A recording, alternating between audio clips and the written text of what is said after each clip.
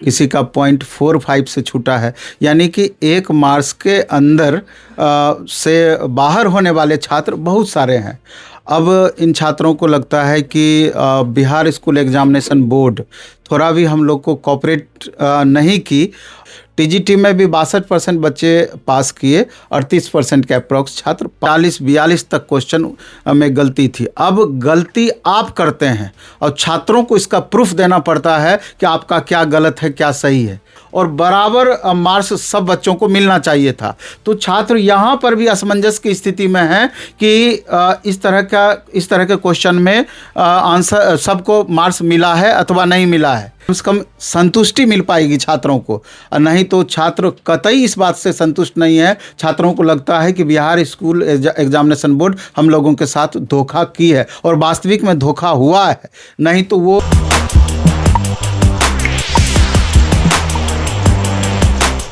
नमस्कार, आप देख रहे हैं वॉइस अब और मैं हूं श्रेया। अभी हम मौजूद हैं नवीन सर के पास, और स्टेट के अभ्यर्थी जो लगातार नाराजगी जता रहे हैं, अपने रिजल्ट को लेके नाखुश हैं, हम उस पर बात करेंगे कि सर का क्या जो रिएक्शन है और सर कितना सपोर्ट कर रहे हैं जो है विद्यार्थियों को। सबसे पहले तो आपको धन्यवाद, आपके चैनल को धन्यवाद। और अभी आप देख रहे हैं कि बहुत सारे छात्र भी यहाँ पर आए हुए हैं इन्हीं मुद्दों को लेकर के, और इसमें कई छात्र ऐसे हैं कि जिनका 0.15 से छूटा है, किसी का 0.45 से छूटा है। यानी कि 1 मार्क्स के अंदर से बाहर होने वाले छात्र बहुत सारे हैं।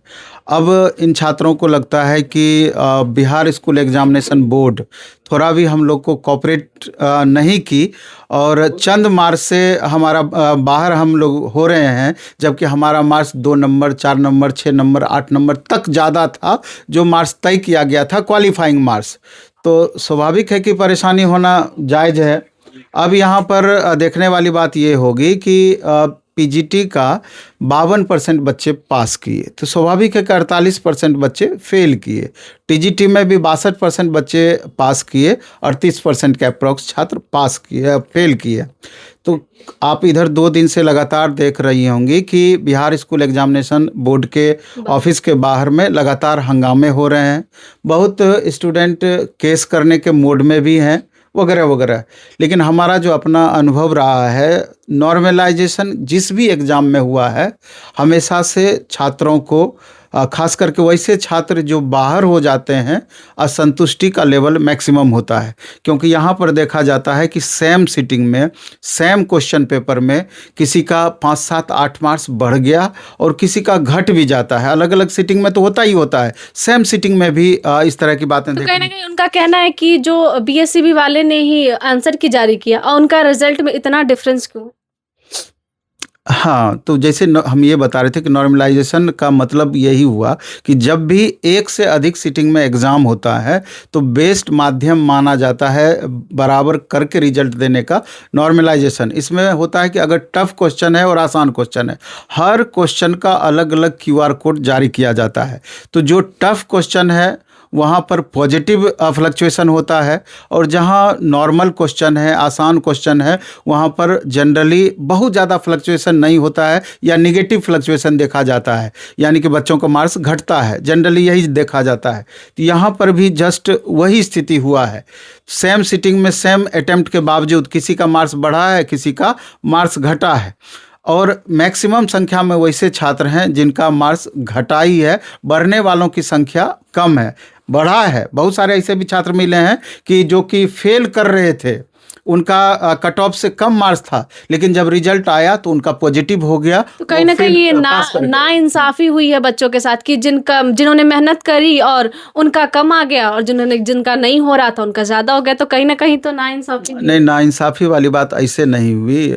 बात हुआ कि अब कोई ज़रूरी है कि 100% छात्र पास ही कर जाएंगे, ऐसा तो ज़रूरी नहीं। चूँकि तो वो दावा कर रहे हैं कि आंसर की से में उनका जो मैच कर रहा था उतना भी नहीं आ रहा। आयोग का गलती ये है, बिहार स्कूल एग्जामिनेशन बोर्ड का गलती ये है कि बहुत सारे ऐसे सब्जेक्ट थे जहाँ की मैक्सिमम क्वेश्चन बोर्ड के द्वारा गलत दिया गया। जैसे फिजिक्स का उदाहरण ले लीजिए, 30, 40, 42 तक क्वेश्चन में गलती थी। अब गलती आप करते हैं और छात्रों को इसका प्रूफ देना पड़ता है कि आपका क्या गलत है क्या सही है।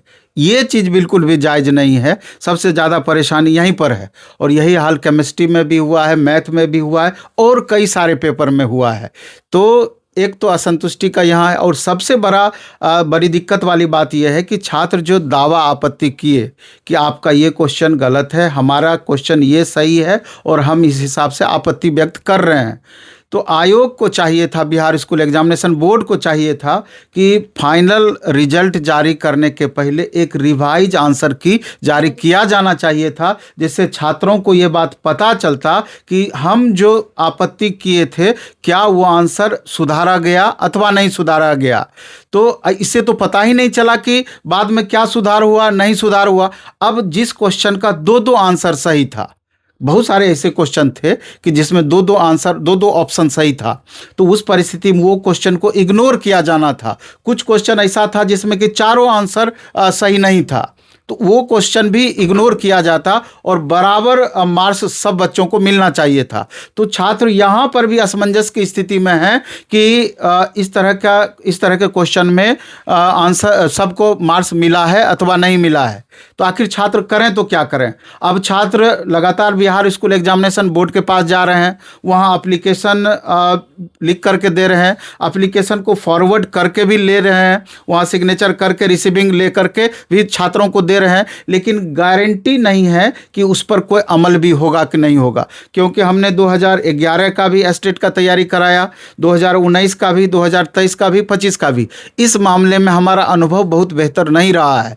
अभी एप्लीकेशन तो ले लेते हैं, बाद में बिहार स्कूल एग्जामिनेशन बोर्ड इस पर कुछ भी नहीं करती है और एक सीधा सा वो कि नॉर्मलाइजेशन का ये फार्मूला है और उसी फार्मूला के अंतर्गत हमने रिजल्ट दिया है। लास्ट में यही बात बोल करके सारे मामले को वो शांत कर देगी। जब मामला शांत पड़ जाएगा उसके बाद इस तरह का नोटिस उनके द्वारा निकाला जाएगा। कल मैं जब बीएसईबी के ऑफिस गई थी तो वहाँ जो बच्चे थे, अभ्यर्थी थे, उनका एक मांग था कि जो हमारा आंसर की का जो रिजल्ट है बस उतना ही दे दे, आप रिवाइज आंसर की जारी करें और उतना ही दे दे, हम उसमें उससे ज़्यादा नहीं मांगते, हमारा उसमें पास था तो हमें पास मार्क्स ही दे दे।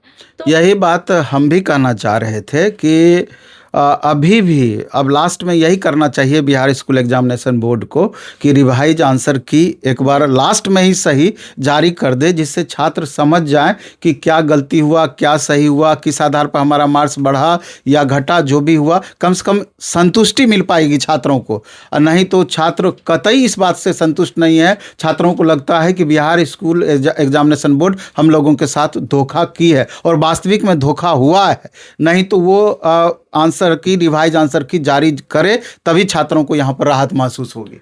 आप फिर बीएसईबी के चेयरमैन आनंद किशोर हैं, जो उनसे आप क्या कहना चाहते हैं कि अभ्यर्थियों के साथ जो ऐसा कर रहे हैं उस पर कार्रवाई करें कि नहीं? हम ये कहना चाहते हैं कि आपको रिजल्ट देने के पहले नॉर्मलाइजेशन का जो आपने फार्मूला जारी किया है, जिस आधार पे आपने नॉर्मलाइजेशन किया है, उसको स्पष्ट रूप से एग्जाम्पल दे करके समझा देना चाहिए था, या अभी भी समझा दें, इस प्रोसेस से हमने ऐसा किया है।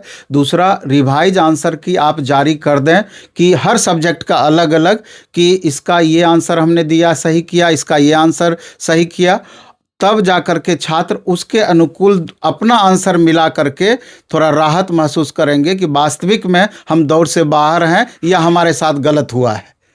तो हमारा यही मांग है बिल्कुल ही।